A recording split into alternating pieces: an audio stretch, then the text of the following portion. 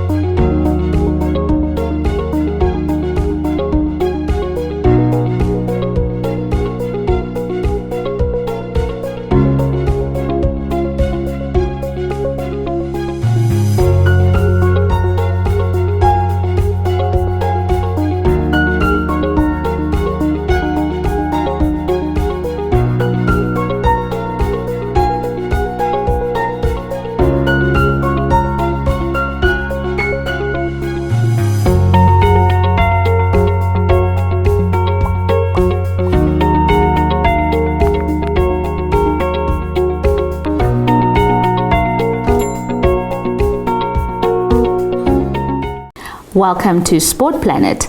The segment is dominated by last night's busy Champions League football. Real Madrid reached the Champions League last 16 with a last gasp 1-1 draw against Shakhtar Donetsk in Warsaw on Tuesday. Antonio Rudiger scored a brave header deep in stoppage time to equalize and earn the reigning champions passage to the knockout rounds.